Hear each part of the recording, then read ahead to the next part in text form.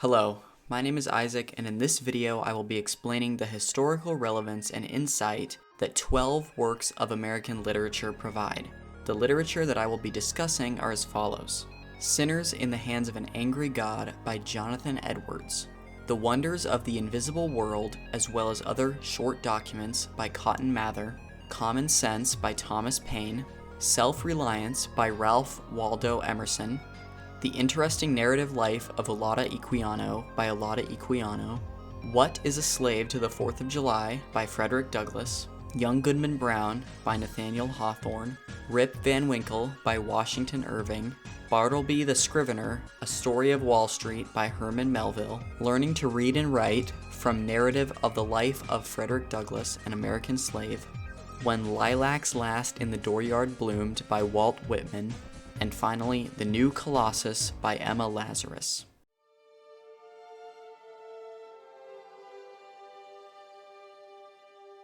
According to Britannica, the Puritans were among the first people to arrive on the coasts of the Americas. Settling in the Massachusetts Bay Colony, the Puritans worked hard to become perfect and pure people, which they believed would help them get into heaven. They further believed that everyone was destined from birth to either go to heaven or hell, and one must act as though they are part of the chosen people.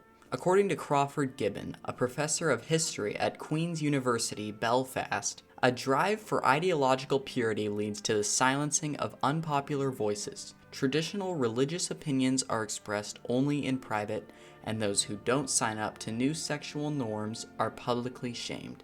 The first work of literature that I will be discussing is Sinners in the Hands of an Angry God by Jonathan Edwards. I believe that this sermon was the quintessential Puritan manifesto, complete with condemnations and warnings. The first sentence of the sermon says, "Their foot shall slide in due time," which is incredibly ominous compared to modern-day sermons. Anecdotally, I doubt many of the people watching this video have heard anything remotely similar to this opener. Usually, a modern-day pastor might say, "Good morning," or something of that nature. Regardless, Edwards started his sermon this way for a reason, and that reason was to instill fear into the hearts of the audience and get them to convert to Puritanism as soon as possible. This is important because it taps into the heart of Puritan ideology and allows scholars to have a greater understanding of the way Puritans thought. This goes for the next quote that I will be introducing, which refers to God's enemies and non-Puritans. They deserve to be cast into hell, so that divine justice never stands in the way. It makes no objection against God's using his power at any moment to destroy them.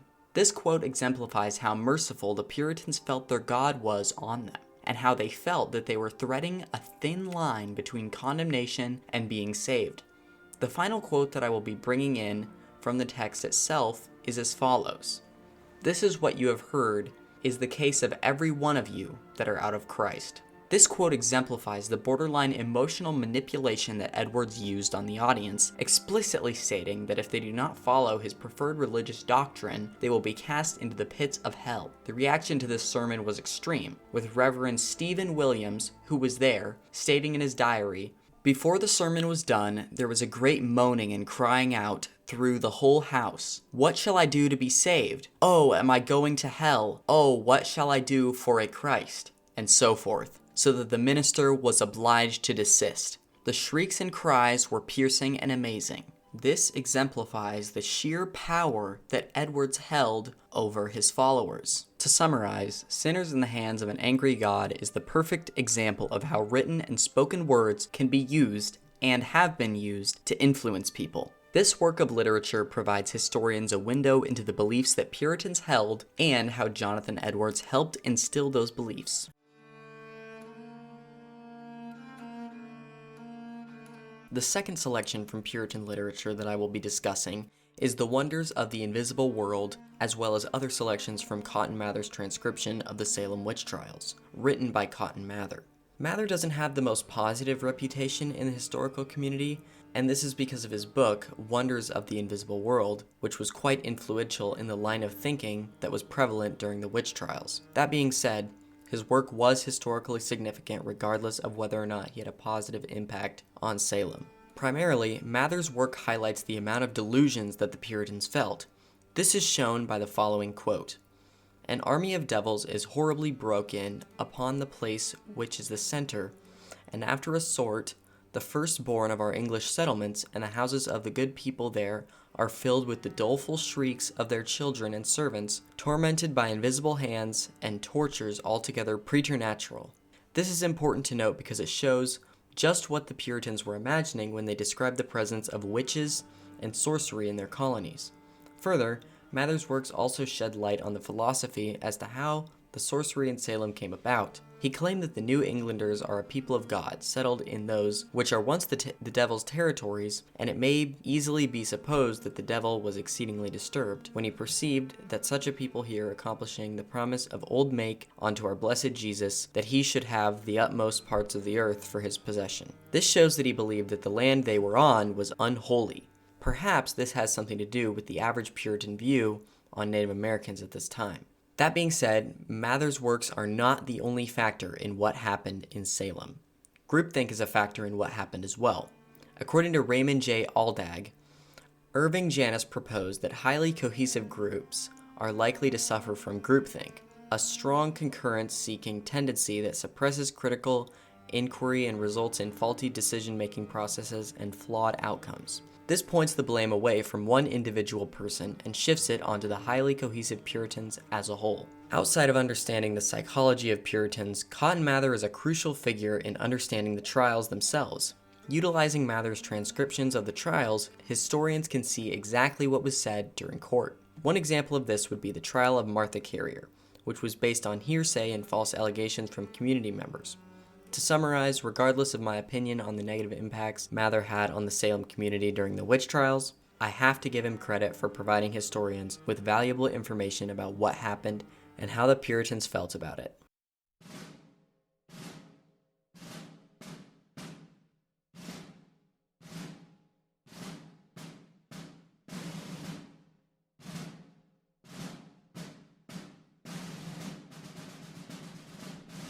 The Age of Reason was an era in which Americans got wise to what was going on with the whole Britain situation.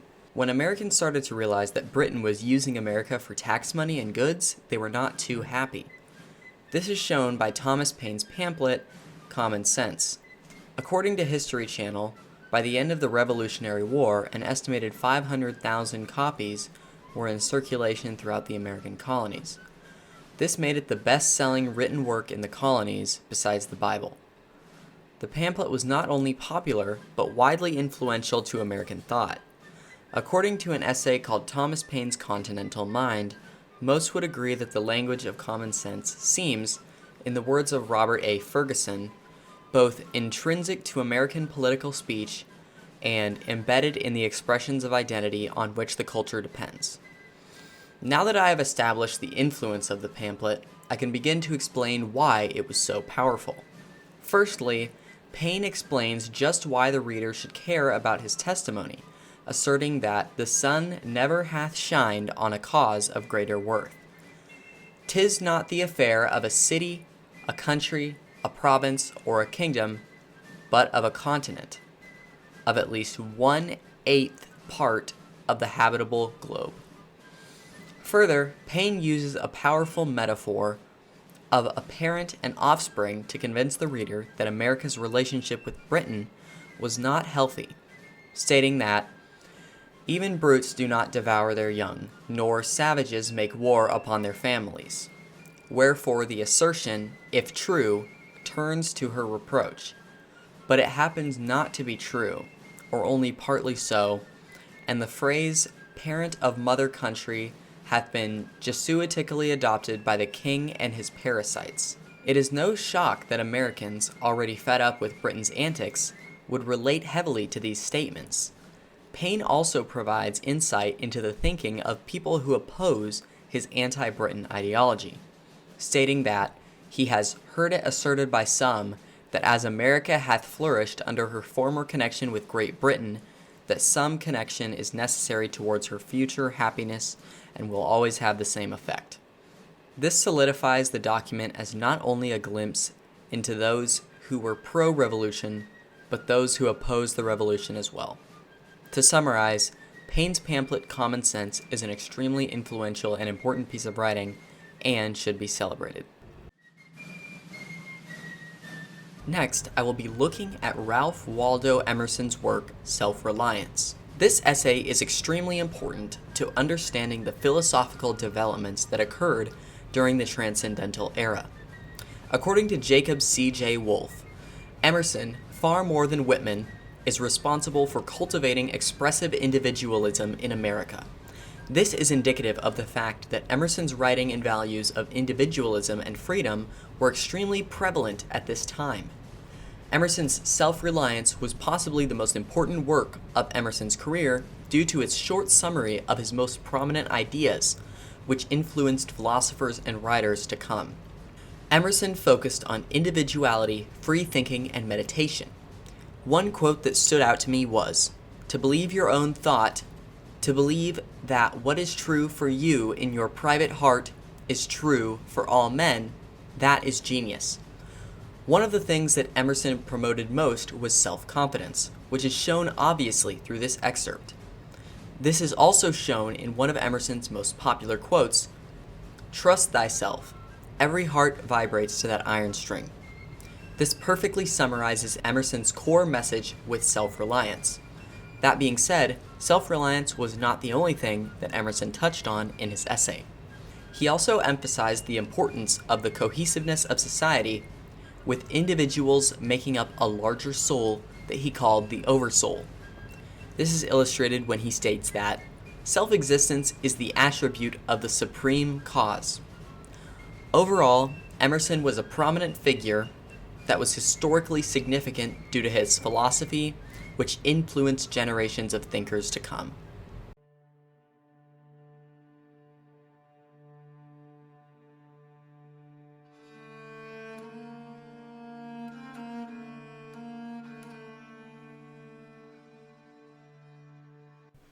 The era of slavery and the Civil War is one of the darkest eras in American history, catalyzing trauma and beginning an era of racial tension that would continue for generations.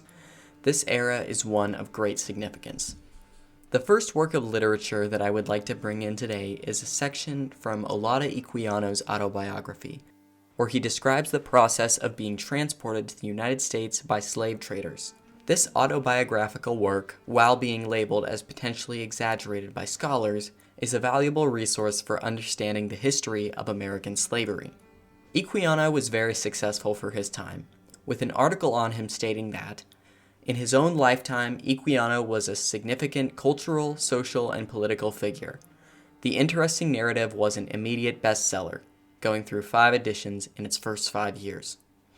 I have chosen 3 quotes from this section to show just how brutal it was on the slave ships that Equiano and other Africans were subjected to. The first is, "I received such a salutation in my nostrils as I had never experienced in my life, so that, with the loathsomeness of the stench and crying altogether, I became so sick and low that I was not able to eat." The second is, "One of them held me so fast by the hands and laid me across, I think, the windlass and tied my feet, while others flogged me severely." And finally, the third is, "2 of my wearied countrymen, who were chained together, preferring death to such a life of misery, somehow made through the nettings and jumped into the sea. Immediately, another quite dejected fellow, who, on account of his illness, was suffering to be out of the irons, also followed their example." These quotes exemplify just how vile these slave ships could be, with people preferring death over being held captive on them. To conclude, Equiano's autobiography is an important resource for understanding the experience of a captured African during the era of slavery. The second work of literature that is important to discuss is Frederick Douglass's speech, "What is a Slave to the 4th of July?" This is important for several reasons, with the first being that it gives modern readers a first-hand depiction of what slavery was like from the perspective of a well-spoken and educated man of color, which, as we will see later, was uncommon because it was typically forbidden for slaves to read and write. According to G. Mitchell Rays from Lewis and Clark College, Douglass's image of slavery affects a metaphorical memory burn, offering a brutal scene one cannot easily forget. This is true for Douglas's audience as it is for readers today. Slavery is that figure we look back on in awe and horror, and yet its components are banal. In Douglas's speech, he denounces Christians who defend slavery, which sheds light on a rejection of the church and the passion that people of color felt during the abolition era. Douglas adds that these ministers make religion a cold and flinty-hearted thing, having neither principles of right action nor bowels of compassion. They strip the love of God of its beauty and leave the throng of religion a huge, horrible, repulsive form. It is a religion for oppressors, tyrants, man-stealers, and thugs. However, Douglas's outlook was not altogether dismal. He made a point of letting listeners know that he believes in America's ability to reinvent itself, as it did during the Revolutionary War. He said both, "We have to do with the past only as we can make it useful to the present and the future," and "My business, if I have any here today, is with the present. The accepted time with God and His cause is the ever-living now." Both of these quotes are historically significant because they allow scholars to look into the past and see how freed slaves really perceived their plight, and can give currently oppressed people hope that there is a light at the end of the tunnel. To conclude, Frederick Douglass's opinion on the current oppression of his people is extremely valuable for historians and students alike.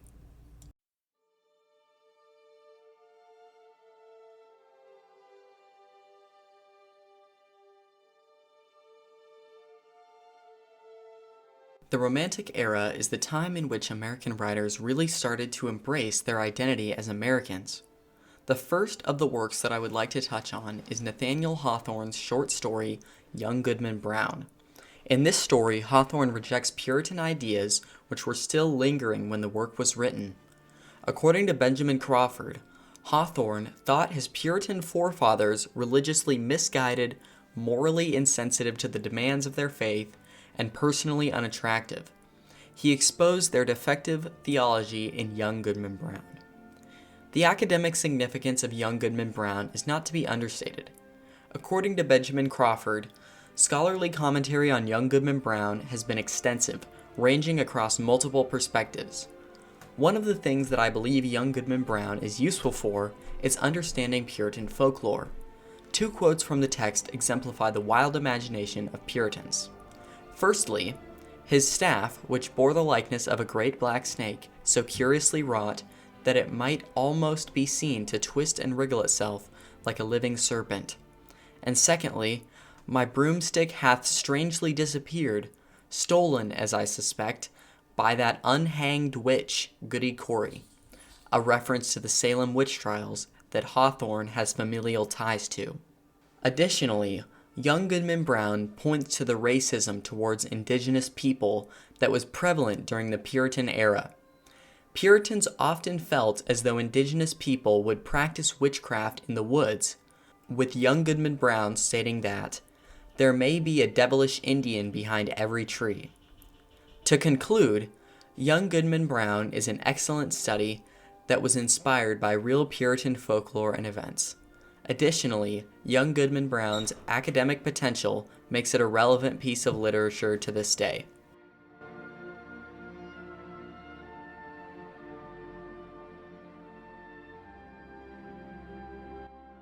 The second work that I would like to bring up is Rip Van Winkle by Washington Irving.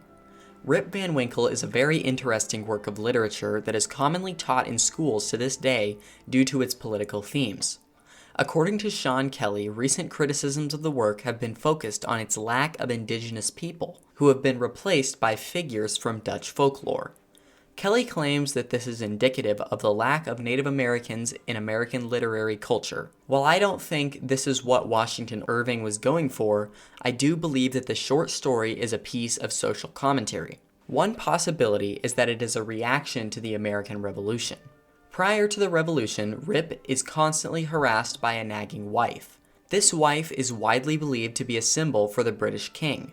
After the Revolution, his wife has passed away, which frees Rip of his burdens. It is clear that Irving wrote the short story with the American Revolution in mind. When Rip arrives back at home from his escapades in the woods, someone asks him whether he was a Federal or a Democrat. Another possibility is that Irving wrote the story to poke fun at the trope of the nagging wife by exaggerating it heavily. The narrator of Rip Van Winkle states that, whenever they talked those matters over in their evening gossipings, to lay all the blame on Dame Van Winkle, as well as, she broke a blood vessel in a fit of passion at a New England peddler. To summarize, Rip Van Winkle could be historically viewed as a microcosm of the American Revolution, or a historical take on gender roles.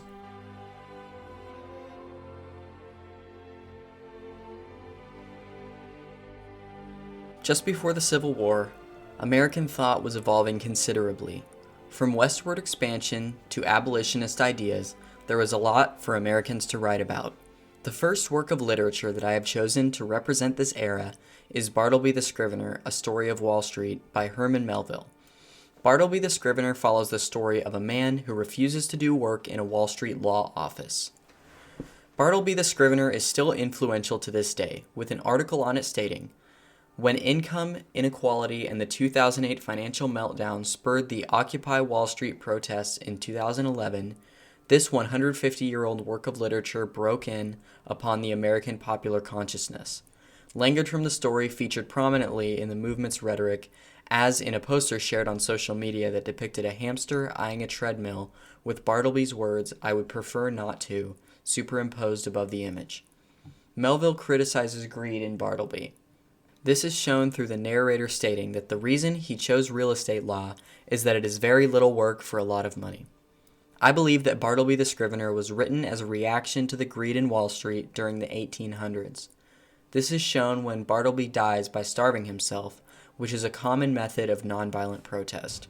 It is very possible that Bartleby starved himself to protest the narrator's greed. Melville also toys with the idea of personal responsibility and ethics in his story. The narrator struggles with the theme of action and inaction throughout the story, unsure of whether he should support Bartleby financially or kick him out of the law office. At first, the narrator assumes responsibility of him. However, as the story progresses, the narrator decides that it's not worth it to support him. This raises the question, how much responsibility does one have for other people? Melville may not have intended for this, but it is possible that Bartleby made people question their responsibility on the issue of slavery, which was a hot topic at the time. To conclude, Bartleby the Scrivener was historically significant because it influenced American thought and served as a reaction to current events.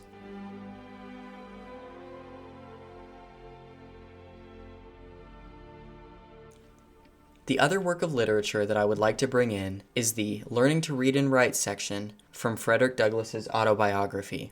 Frederick says in this excerpt that he had to teach himself reading and writing techniques while he was a slave. This is important to historians because it illustrates the struggle that slaves had to go through to receive basic education. As I mentioned before, slaves were not allowed to learn to read in most cases. This is because their oppressors taught them that they were subhuman and that what they were going through was normal and acceptable. Reading would teach slaves that they were real people and that they deserved better. Douglass's autobiography shows modern readers the conditions that slaves had to cope with. This is shown when Douglass admits to contemplating suicide as he felt that his life was not meaningful. Reading was what saved Douglass's life. When he found out about abolition, he knew his purpose in life.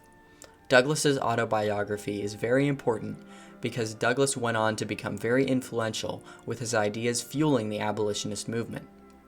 According to an article on Douglass's historical relevance, Douglass's prophetic voice and sensibilities, the greatest anti-slavery orator of all time, in Blight's view, put the challenges of slavery and race into a larger frame of American moral destiny. Douglass was a very important man, and his autobiography is crucial to understanding how he became so successful, as well as what slaves had to do to become literate.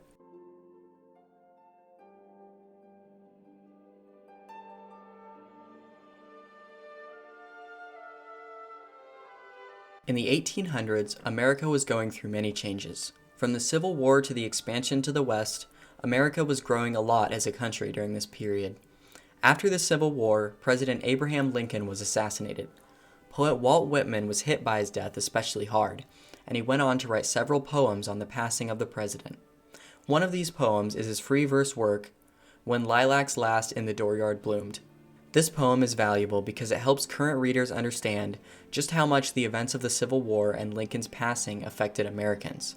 This is shown in the following quote, which comes from an article on Whitman. In 1865, Walt Whitman published a slim poetry collection to commemorate the struggles of the past 4 years of bloodshed during the American Civil War. Before he could distribute many of them for sale, however, the book became incomplete when President Abraham Lincoln was assassinated on Good Friday of that year, becoming the final casualty of the war. This shows that Lincoln's passing was so impactful to Whitman that he decided to recall his book to add poems about Lincoln's death. In When Lilacs Last, Whitman includes the motif of a singing warbler bird. I theorize that this warbler represents a mourning America. The warbler has a very uncanny song, and Whitman includes it during the most dismal portions of the poem. Another symbol that Whitman includes in the poem is the lilac. Lilacs are among the first flowers to bloom in the spring, and Lincoln passed away during the spring. While Lincoln's death was very somber, the narrator in When Lilacs Last places a lilac on his coffin to symbolize a fresh start after the carnage of the Civil War. Additionally, the long journey that Lincoln's coffin goes on during the poem is symbolic of the long journey that his body actually went on in real life, which stretched across multiple states. To conclude, Whitman's poem summarizes the feelings of grief that many Americans felt after Lincoln's passing and uses symbols to appeal to the reader's feelings.